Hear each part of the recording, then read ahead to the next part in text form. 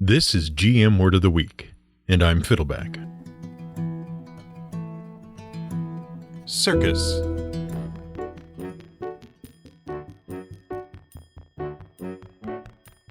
With the recent folderol with Patreon, and incidentally, if you're a supporter of ours, make sure you've listened to last week's important announcement. With the recent folderol surrounding Patreon, we here at the Word of the Week are strongly considering giving it all up and running away to join the circus. Surely you've heard that phrase before, right? Or are we just showing our age again? Once upon a time, that phrase was something of a cliché. Adults frustrated with their lives, especially those going through a midlife crisis, would often utter it in much the way we just did. I just want to give all of this up, run away, and join the circus. Young adults and recent college graduates struggling to find their place in the world, or at least to find a job, would dream of the showman's life. And kids, frustrated by their parents' unreasonable demands to eat their vegetables, clean their rooms, and go to bed, would dream of sneaking out the window and becoming lion tamers and acrobats. In fiction, it was, for a long time, an oft-invoked cliched background for a young runaway cum hero. And many a Dungeons & Dragons bard got their start. According to their copious and self-aggrandizing backstory, many bards got their start by running away to join some traveling show. And that's thanks to fantasy books, from the traveling show that Nynaeve and Elaine joined in the Wheel of Time series to Mommy Fortuna's Midnight Carnival in The Last Unicorn. The idea of brightly colored covered wagons traveling from place to place with fantastic beasts and acrobats and wizards, performers gathering up promising young blacksmiths' apprentices and farmhands and urchins and turning them into would-be adventurers, that really does fit firmly in the sort of medieval fantasy world of Dungeons & Dragons, doesn't it? Maybe it does. But it really doesn't fit into the actual historical world. We're sorry to tell you that the traveling circus is actually a very modern invention. Oh, we hear you protesting that the word circus comes from ancient Rome. You know for a fact that Roman patricians and plebeians alike gathered to enjoy shows at the great Circus Maximus between Aventine and Palatine Hill in Rome. And yes, you are right. Your knowledge of ancient Roman geography is quite impressive. Unfortunately, what you've got wrong is that the circus wasn't a circus at all. Or rather, it was. But what we call a circus isn't a circus, because the circus was just a circle, and the circle was a racetrack. Way back in the 6th century BCE, the 5th king of Rome, Tarquinius Priscus, ordered the clearing of the land between the aforementioned hills, which was prone to flooding and therefore mostly unused. He ordered the clearing of the land so that he could enjoy watching his favorite sport, chariot racing. If you're not familiar with it, a chariot is basically just a platform on two wheels that is drawn by a horse. And they've been around forever. At least they've been around for a long time. And it was invented as the combination of two other inventions that met in a wide, narrow strip of grassland in Eurasia that runs from modern-day Hungary to China and encompasses the Ukraine, Mongolia, and southern Russia. Those hilly grasslands are known as steppe lands, after an ancient Russian word for wasteland. Have you watched Game of Thrones or read the books? The Dothraki Wastes? Those are the steppe lands of Eurasia. Anyway, the steppe lands were agriculturally pretty useless, but they were homes to herds of various animals that actually made pretty good eating. And so itinerant hunter-gatherer tribes called them home. And sometime before 2500 BCE, the steppelanders figured out the trick of domestication. That is, they figured out that you could breed animals and train them to obey you. And then you didn't have to go chasing them around the landscape when you wanted to eat them. And there would always be more. And among the various animals they bred for food were sheep and a certain long-legged, hoofed mammal native to the steppe lands. Horses. For food. But then, somehow, an invention arrived from Mesopotamia to the south. It was a pretty simple thing, just a circle really, but it allowed you to move heavy things along the ground very easily. It was called the wheel. We're not sure who figured out the idea of attaching a wheeled platform to a horse, or why, But the archaeological evidence suggests that horse-drawn chariots actually predate the wide use of horseback riding. While there is evidence that humans did try to mount and ride horses early in their domestication, it seems that those experiments didn't go very well and the idea was abandoned. In fact, horseback riding didn't see widespread acceptance until almost 1,500 years after the chariot had become a major instrument of war. And it did become a major instrument of war, we mean. By the 2nd millennium BCE, chariots had spread to the area of modern-day Syria, and they quickly became a military weapon without equal. In 1700 BCE, the Hittites conquered their first kingdom by combining the chariot with another recent invention, the compound bow. A compound bow is a version of the normal bow, as in a bow and arrow. It's a version of the normal bow that is made of strips of different materials. That gives it much more power. The compound bows the Hittites employed could accurately hit a target at 1,000 feet, and could penetrate the best armors of the day at 300 feet. And that's why it remained a popular weapon for charioteers and mounted warriors as late as the 19th century CE in China.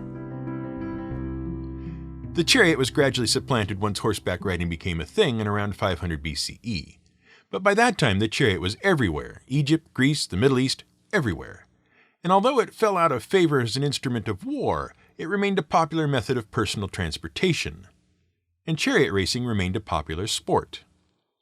And that brings us back to the Circus Maximus in Rome. King Tarquinius loved the sport, and he had a great oval racetrack cleared. He also had a permanent starting gate constructed on which 7 wooden eggs were placed. Those eggs counted the laps. After each lap, an egg was removed. Around 33 BCE, the eggs were replaced by bronze dolphins. And we're not sure why they chose eggs or dolphins. The Romans were just weird sometimes. Over time, wooden stands were added for nobles and then for plebeians, so common folk could enjoy the races. But those burned down. Twice, actually. The first time was during the reign of Emperor Augustus. He had the stands rebuilt and also added an obelisk he'd looted from Egypt. The second time was during the famous fire that tore through Rome during the rule of Emperor Nero. But we should point out here that Nero did not fiddle while the circus and the rest of Rome burned down, despite the famous adage. The story goes that in July of 64 CE, a great fire ravaged Rome. It destroyed 70% of the city and left half the surviving population homeless. At that time, Rome was ruled by an emperor named Nero. He's widely regarded as a cruel, sadistic, and ineffectual ruler. And so, legend tells that Mad Nero danced through the streets playing a fiddle while the city burned around him and while his people died. Now, there are a few holes in this story.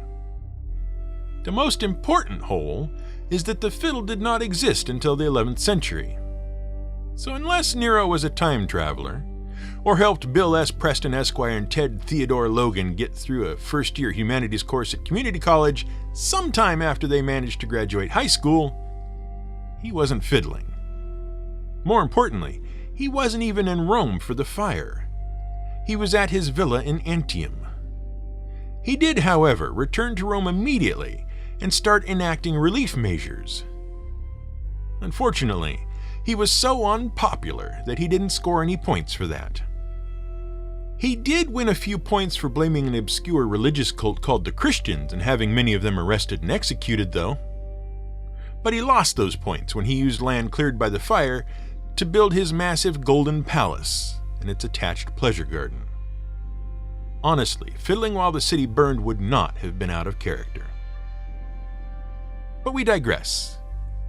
It was after the second fire that the massive marble stadium that most people associate with the Circus Maximus was built. You know, the one that Ben-Hur raced around in the classic movie? Or would have done if he had also been a time traveler, since that movie was set almost a century before the marble stadium had been built. But again, we digress. The point is, the ancient Romans did not watch lion tamers and tigers and bears at some marble big top.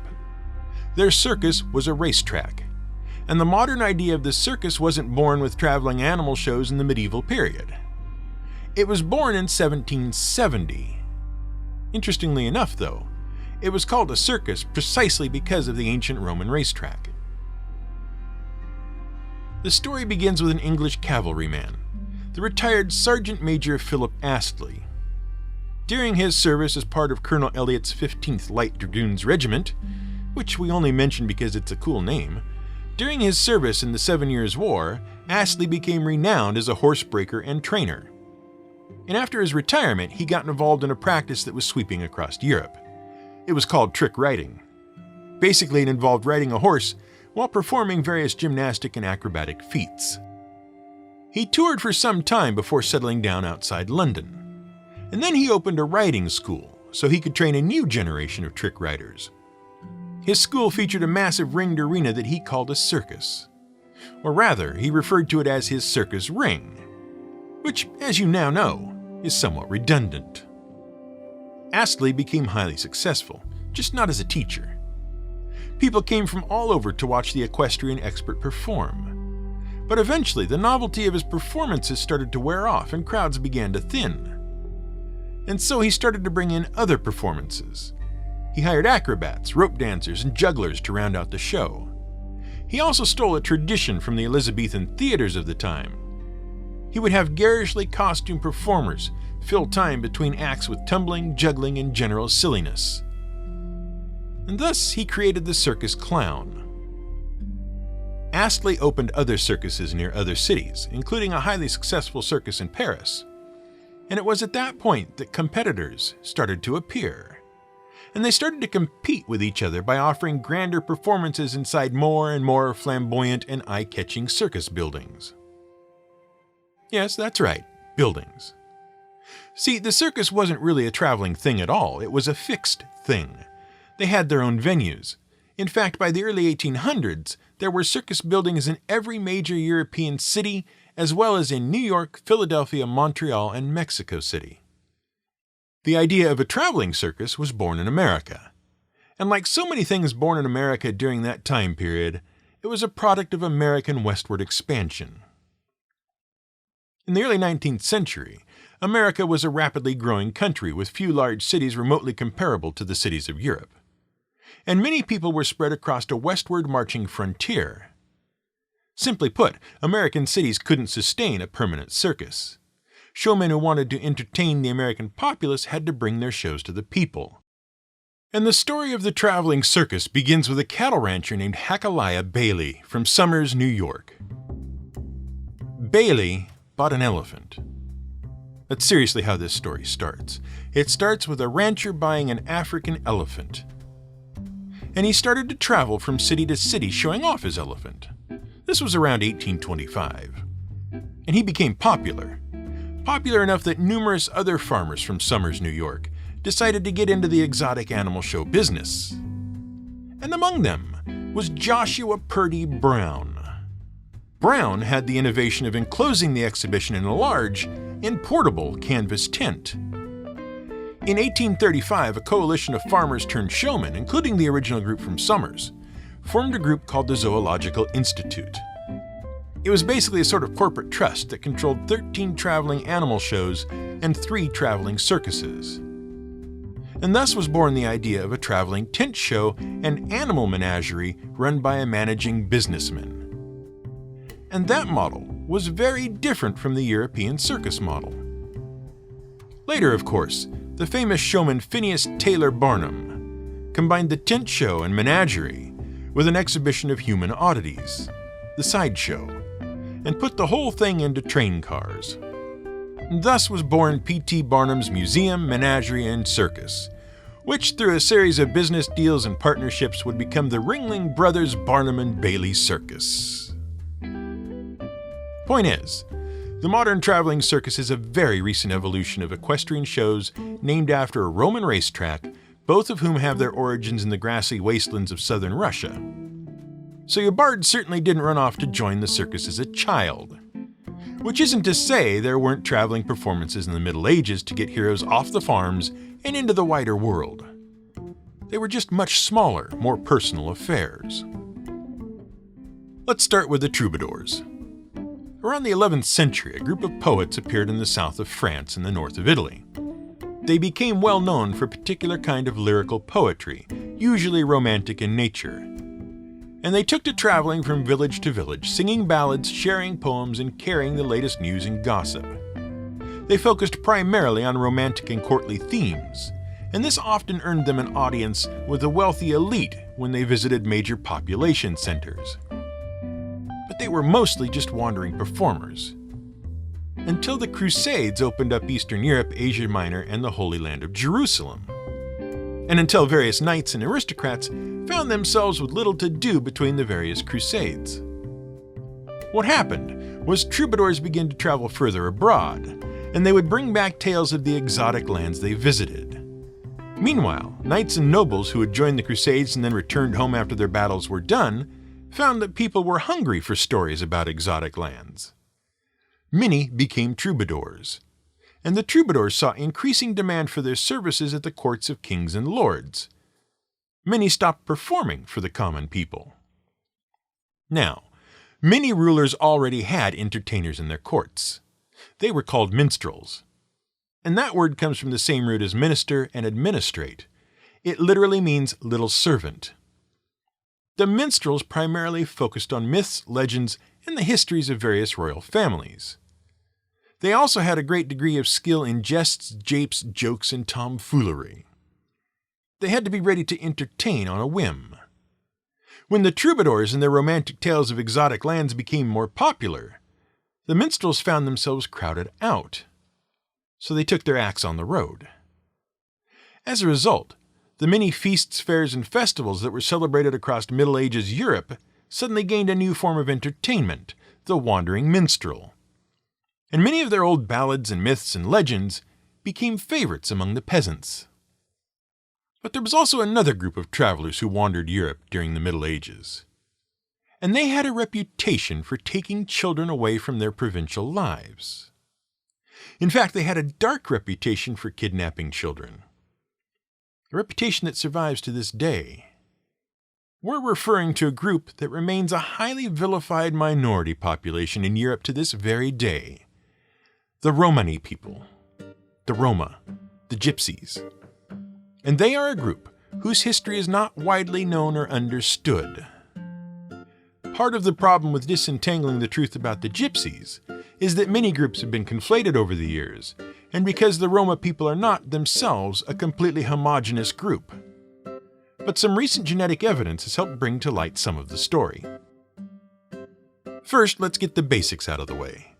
The name gypsy was first applied in England in the 16th century to a group of itinerant people who lived in insular traveling communities. The name was derived from Egyptian because it was believed they were of Egyptian origin. They weren't, though, and because of the reputation the gypsies gained, the word gradually gained a negative connotation in Europe, and it is still considered offensive by some today.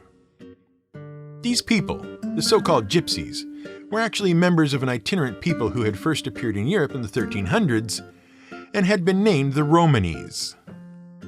Today, they are often called the Roma, but the Roma are merely one of the larger subgroups of the Romani people. And they were originally confused with wandering minstrels due to their brightly colored clothing and their various performance arts. But there were clues that the Romani weren't just itinerant performers. First of all, there were a lot of them, not just small groups of itinerant performers, but whole family groups.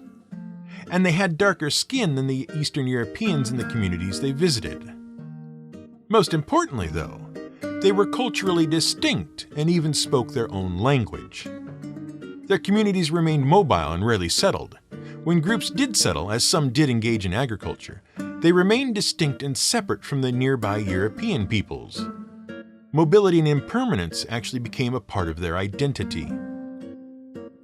From their arrival in the lands of the modern-day Czech Republic, the Romani spread gradually across Europe, entering the Balkans, Eastern and Central Europe, and gradually even further west. As evidenced above, Romani travelers eventually reached the British Isles, and they presented something of a mystery to the scholars and clerics of Europe. Who were the Romani? Where had they really come from? Today, linguistic and genetic evidence has answered the question with a high degree of certainty. The Romani originated on the Indian subcontinent. Their language is closely related to old dialects of Hindi, and many of their oldest traditions can be traced back to Southern Asian cultures. As near as historians have been able to determine, the Romani migrated from Southern Asia as far back as 600 CE. Historians theorize that they may have fled the oppression of the caste system of India. When the Romani first arrived in Europe, many groups presented themselves as peaceful folk and, in many cases, as penitent Christians. And the Europeans made many assumptions about the traveling people, particularly that they were wandering pilgrims, exiled, and serving out some sort of religious penance. In some places, the Romani were welcomed for their new technologies, especially talents for working metal, and for their exotic stories. But many other places viewed them as outsiders. Their apparent similarity to Tartar raiders, who had plagued certain areas of Europe, didn't help. Nor did the conflicts between the Romani cultural norms and those of the European Christians. Anti-Zygonist, that is anti-Romani, sentiment began to spread, especially in Central and Eastern Europe. Romani gypsies were viewed as vagabonds and thieves. They were not to be trusted. And of course, they kidnapped children. This culminated in laws in the 1500s, banning the Romani from traveling in England and France. Worse, in 1538, in several states controlled by the Habsburgs, it was decreed that killing Romani gypsies was not a crime. This resulted in a massive killing spree. And the anti-Zygonist sentiment has remained quite strong throughout Europe, even into the modern era. During World War II, the Nazi regime is said to have segregated and then murdered upwards of 500,000 Romani gypsies. So, did the Romani kidnap children? Almost certainly not, at least not regularly. Any individual might be a kidnapper, but as an ethnic group, there does not appear to be any evidence that the Romani engaged in the practice. Folklorists have pointed out that the accusation of child napping is one that is commonly leveled against outsider and alien groups. For example, legends in Christian Europe held for centuries that members of the Hebrew faith would kidnap and sacrifice children. It was called the blood libel, and it was libelous indeed, for there was no basis for it. Children's author Roald Dahl has noted that stealing children is something that is always ascribed to monsters to make them monstrous, fairies, witches, and so on, because there is little more monstrous in the human psyche than stealing a child. Does that mean children never ran off to join the gypsies? Of course not. In fact, over the many long years in Europe, intermarriage between Romani people and the local population has waxed and waned a great deal. And Romani culture is a complex collage as a result of their absorption of ideas and peoples in their travels. And the Romani gypsies are a broadly diverse group these days and number some 12 million in Europe and the Americas. But given the long plight of the Romani people and the very real discrimination they face even today, perhaps you're better off assuming the bards in your games did just run off to join a medieval circus, and leave the gypsies out of it. This has been GM Word of the Week. It's written and researched by The Angry GM and produced by me, Fiddleback. You can support us on Patreon at patreon.com/GMWordOfTheWeek. You can find more at gmwordoftheweek.com and theangrygm.com.